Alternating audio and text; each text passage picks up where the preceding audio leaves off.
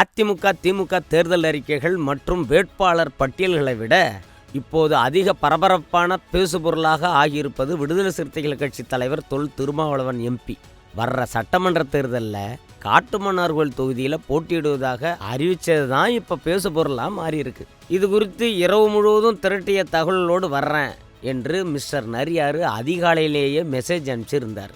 சொன்னபடியே முன்கூட்டியே அலுவலகம் வந்தவர் திருமா போட்டிக்கு பின்னணி என்ன என்பது பற்றியும் அதன் விளைவுகள் என்ன என்பது பற்றியுமான தகவல்களை விளக்கினார்.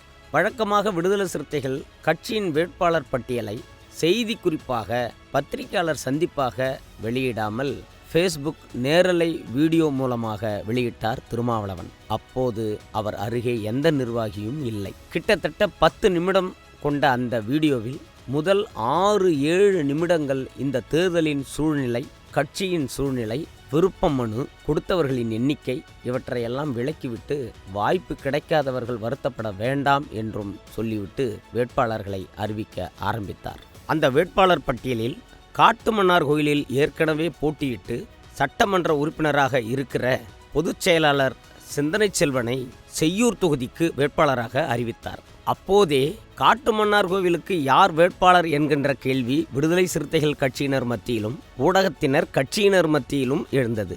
சில நிமிட சஸ்பென்ஸ் வைத்து காட்டுமன்னார்கோவிலில் விடுதலை சிறுத்தைகள் கட்சியின் தலைவரான நானே போட்டியிடுகிறேன் என்று அறிவித்தார். அதற்கு பிறகு அவர் சொன்னதுதான் ஹைலைட். அதாவது வருகிற சட்டமன்ற தேர்தலுக்கு பிறகு அரசியல் சூழ்நிலை வெகுவாக மாற இருக்கிறது.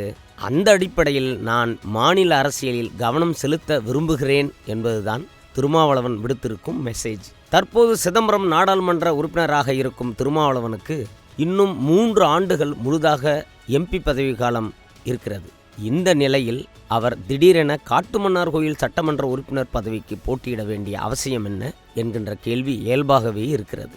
திருமாவளவனின் அறிவிப்பை கேட்டு விடுதலை சிறுத்தைகள் கொண்டாடி கொண்டிருக்க திமுகவினர் குழப்பமும் அதிர்ச்சியும் அடைந்தனர். குறிப்பாக சொல்ல வேண்டுமானால் முதலமைச்சர் ஸ்டாலினே இந்த தகவலை கேட்டு ஷாக் ஆகியிருக்கிறார்.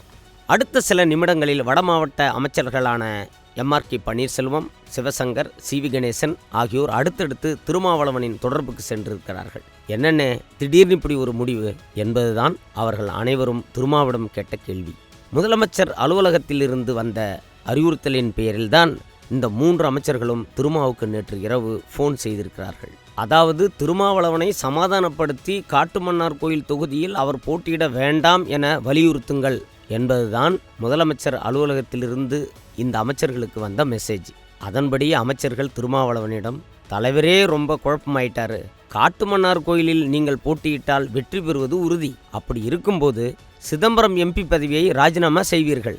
அதற்கு பதிலாக விடுதலை சிறுத்தைகள் கட்சி வேட்பாளரைத்தான் நிறுத்த வேண்டும் என்பீர்கள். திமுக தான் 100 கோடி ரூபாய் வரை செலவு செய்து வெற்றி பெற வைக்க வேண்டும். எதற்கு இந்த வேலை, ஏன் இந்த முடிவு என்பதுதான் திருமாவளவனை நோக்கி நேற்று இரவு முழுவதும் அமைச்சர்கள் பேசிய உரையாடல்களின் சாராம்சம். ஆனால் திருமாவளவனோ, எங்கள் கட்சிக்காரங்க நான் போட்டியிடுறத விரும்புகிறாங்க, அவங்களுக்கு ஒரு உத்வேகம் அளிப்பதற்காகத்தான் நான் சட்டமன்ற தேர்தலுக்கு வர்றேன். ஏற்கனவே நான் சட்டமன்ற தேர்தலில் போட்டியிட்டு வெற்றி பெற்றவன் தானே. விடுதலை சிறுத்தைகள் கட்சியை வளர்க்க வேண்டியிருக்கிறது. அதற்கு நான் எம்பியாக இருப்பதை விட எம்எல்ஏவாக இருப்பதே சிறந்ததாக நினைக்கிறேன் என்றெல்லாம் அவர்களிடம் பதில் சொல்லியிருக்கிறார் திருமாவளவன். ஆனபோதும் திமுகவின் இந்த முயற்சி தொடர்ந்து கொண்டே இருக்கிறது. சரி, திருமாவளவன் இந்த முடிவுக்கு என்ன காரணம் என விடுதலை சிறுத்தைகள் கட்சியின் முக்கியமான சிலரிடம் பேசினோம். எங்கள் தலைவர் திருமாவளவன் ஏற்கனவே மிகுந்த வலியோடும் வேதனையோடும் இருப்பதாக ஒரு வீடியோவில் தெரிவித்திருந்தார். அது ஏதோ தொகுதிகளின் எண்ணிக்கை சம்பந்தப்பட்ட வலி மட்டும் அல்ல. விடுதலை சிறுத்தைகள் கட்சியை முதலமைச்சர் ஸ்டாலின் எப்படி பார்க்கிறார் என்பது ஒரு பக்கம் இருந்தாலும், எங்கள் கட்சியை திராவிட முன்னேற்றக் கழக மாவட்ட செயலாளர்கள், அமைச்சர்கள் பார்க்கும் பார்வையையும் அணுகுமுறை விகிதமும் திருமாவளவனை மிகவும் காயப்படுத்தியிருக்கிறது. பொது தொகுதிகளை திருமாவளவன் கேட்கும் பொழுது அதில் எந்த சமுதாயத்தை சேர்ந்தவரை நிறுத்த வேண்டும் என திமுக மாவட்ட செயலாளர்கள் அழுத்தம் கொடுத்தார்கள். ஏற்கனவே INDwire.comல் வெளியிட்ட செய்தியின்படி தன்னுடைய ஆரம்பகால நண்பரான உடையார் சமுதாயத்தை சேர்ந்த அரியலூர் கிட்டுவுக்காக பன்ருட்டி தொகுதியை கேட்டார் திருமாவளவன். இதற்காக அமைச்சர் கணேசனை நேரில் சென்று சந்தித்து நீண்ட தூரம் பேசினார். ஆனால் மாவட்ட செயலாளரான கணேசன், பலத்த போராட்டத்திற்கு பிறகு பன்ருட்டியை உங்களுக்கு தர்றோம், ஆனால் ஒரு வன்னியர் அங்கே நிறுத்துங்க, வேல்முருகன் குறைந்த வித்தியாசத்தில் ஜெயிச்ச தொகுதி. வேறொரு சமுதாய வேட்பாளரை நிறுத்தினால் அங்கே வெற்றி பெறுவது கடினம். ஏன், உங்கள் எஸ் பாலாஜியை கூட பண்ருட்டியில் நிறுத்துங்களேன் என்று கணேசனே கூறியிருக்கிறார். இதை திருமாவளவன் ரசிக்கவில்லை. அதனால்தான் பண்ருட்டி தொகுதியில் இஸ்லாமிய ஜனநாயக பேரவை செயலாளரான அப்துல் ரஹ்மானை நிறுத்தினார். அது மட்டுமல்ல, தன்னுடைய நண்பரான அரியலூர் கிட்டுவுக்காக குன்னம் சட்டமன்ற தொகுதியை கேட்டு பார்த்திருக்கிறார் திருமாவளவன். இது குறித்து அமைச்சர் சிவசங்கரிடம் திருமா பேசியிருக்கிறார். நீங்க அமைச்சர் எந்த தொகுதியில் வேண்டுமானாலும் நின்று வெற்றி பெறலாம், ஆனால் கிட்டு போன்றவர்கள் குன்னம் தொகுதியில் நின்றால்தான் வெற்றி வாய்ப்பு அதிகம். நீங்க அவருக்காக விட்டு கொடுக்க முடியுமா என திருமாவளவனே சிவசங்கரிடம் கேட்க அமைச்சர் அதிர்ந்து போய்விட்டார். அண்ணே, இப்படி ஒரு பிளான் உங்களுக்கு இருந்திருந்தா அதை சில மாதங்களுக்கு முன்பே என்கிட்ட நீங்கள் சொல்லியிருக்கலாமே. நான் குன்னம் தொகுதியை டார்கெட் பண்ணி தானே எல்லா வேலைகளையும் தொடர்ந்து செய்து வந்தேன். இப்போ திடீர்னு தொகுதி மாற முடியாதண்ணா. நீங்கள் முன்கூட்டியே என்னிடம் சொல்லியிருந்தா நான் அரியலூர் தொகுதியில் நின்று இருப்பேனே. இப்போ எந்த மாற்றம் செய்தாலும் எங்கள் கட்சிக்குள் தேவையில்லாத குழப்பங்கள் வரும் மறுத்துவிட்டார் சிவசங்கர். இதற்கிடையில் தனக்கு சீட்டு இல்லை என்றதும் அரியலூர் கிட்டு திருமாவளவனிடம் சற்று உரிமையாக கடிந்து கொண்டதாகவும் தகவல். அதாவது பொது தொகுதி 2 விடுதலை சிறுத்தைகளிடம் கொடுத்துவிட்டு இந்த சாதிக்காரரை வேட்பாளராக நிறுத்த வேண்டும் என திமுகவின் நிர்பந்தம் கொடுத்தால் இது என்ன கூட்டணி? அவர்கள் சொல்லுவதையே நாமும் கேட்டால் அது என்ன சமூக நீதி?